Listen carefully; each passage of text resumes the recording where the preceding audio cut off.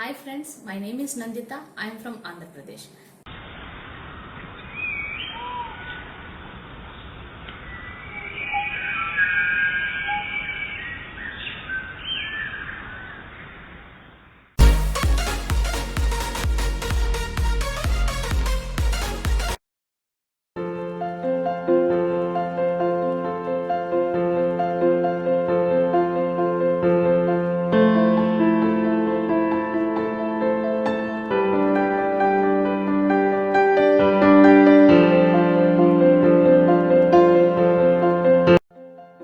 Now let us discuss about the phylum Platyhelminthes.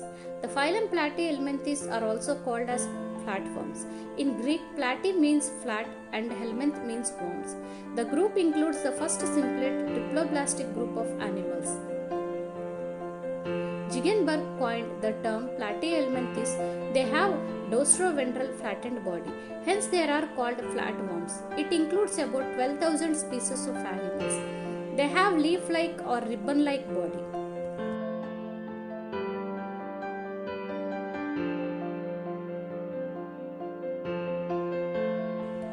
Now let us discuss the general features of Platyhelminthes. Some important general features of phylum Platyhelminthes are: majority of forms are parasitic like tapeworms, liver flukes, blood flukes, etc. And these are free-living forms of planarians. Hooks and suckers are present in parasitic forms.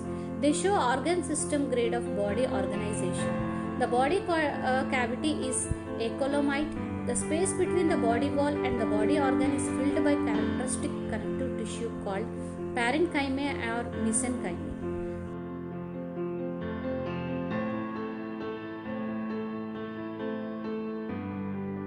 The body is bilaterally symmetrical with definite orientation like anterior and posterior end. Cephalization is present in free-living flatworms. Germ layers are present. Germ layers are triploblastic.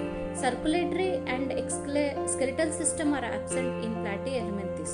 Digestive system is simple and incomplete with only one opening called mouth, and anus is absent. Respiration occurs through general body surface. Excretory system consists of peculiar flame cells that can be help in osmoregulation and excretion. Nerve system looks like a ladder like structure and consists of brain and two main longitudinal nerve cords joined at intervals by transfer.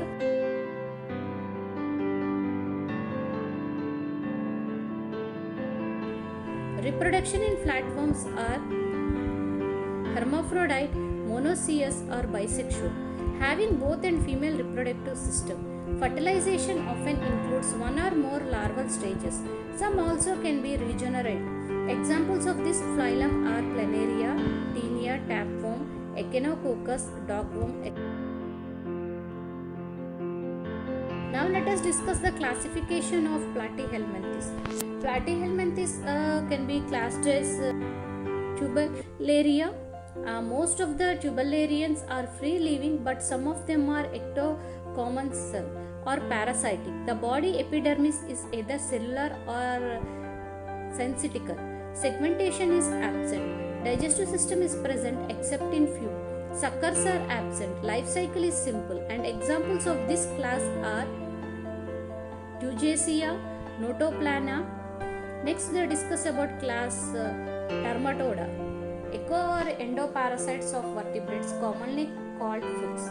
Body mostly oval, unsegmented, and body wall without cilia but covered by a thick, resistant syncytial tegument. Suckers and often hooks and spines present for attachment to the host tissue. Sense organs usually absent in adults. Digestive system is well developed with a terminal mouth but no anus. Mostly hermaphrodite. Life cycle is simple or complicated. Examples of this class are Polystomum, Fascicola, Cystosoma, blood fluke of man and other animals, etc. Now let us discuss the class Cystoda. All are endoparasites, mostly found in alimentary canal of vertebrates, commonly called tapeworms. Body is long and cylinder type, like usually divided into small segments. Body wall is non-ciliated with a thick tegument.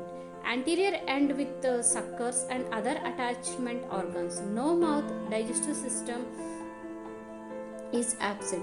Sense organs are also absent in this class. Each proclotid contains one or two complete set of hermaphrodite, means bisexual reproductive organs. Life cycle usually complicated with alternation of hosts. Embryo hooked, and examples of this are Taenia, Echinococcus, Hymenophalus.